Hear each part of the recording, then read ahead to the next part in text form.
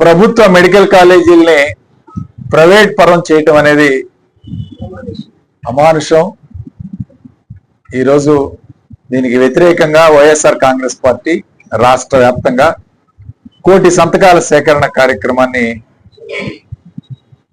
ఈ రోజు నుంచి ప్రారంభించడం జరుగుతూ ఉంది. రాష్ట్రంలో ముఖ్యంగా ప్రతి నియోజకవర్గం నుంచి కూడా సుమారు 60,000 మందితో సంతకాల సేకరణ చేసి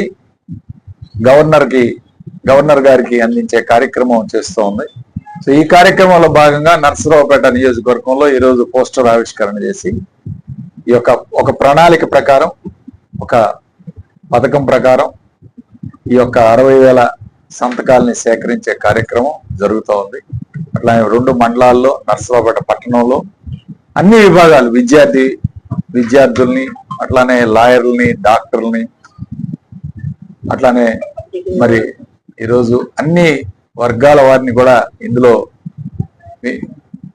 అందరినీ భాగస్వాములు చేసి అందరికీ కూడా ఈ సంతకాలు సేకరణ చేసే కార్యక్రమాన్ని పెద్ద ఎత్తున వైఎస్ఆర్ కాంగ్రెస్ పార్టీ చేపడుతుంది. ఖచ్చితంగా ఎందుకంటే మెడికల్ కాలేజీ, ప్రభుత్వ మెడికల్ కాలేజీ అనేది ఒక వరం లాంటిది, ఒక ఆధునిక దేవాలయాలు ప్రభుత్వ మెడికల్ కాలేజీ.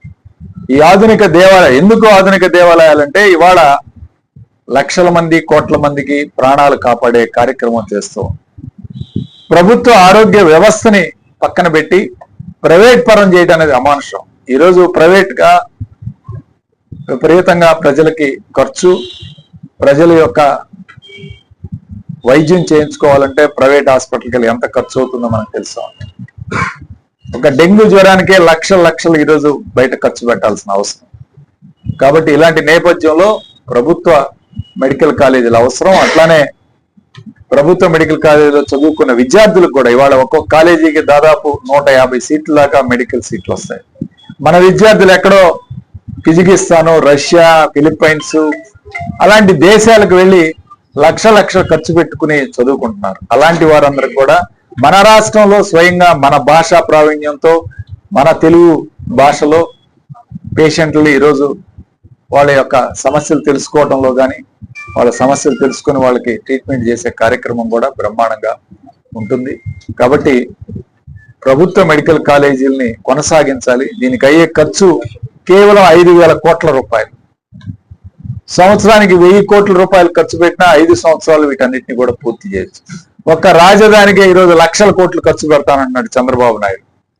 అక్కడ నీళ్లు తోడుకోవడానికే ఈరోజు కోట్లు ఖర్చు అవుతుంది. ఒక ఐకానిక్ బ్రిడ్జి కట్టడానికి 2,500 కోట్లు ఈరోజు ఖర్చు పెడతా ఉన్నారు.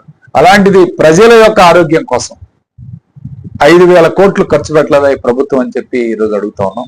ఖచ్చితంగా ఈ ఉద్యమాన్ని, ఇది ఒక పెద్ద ఉద్యమం లాగా ప్రజల్లోకి తీసుకువెళ్ళాలి.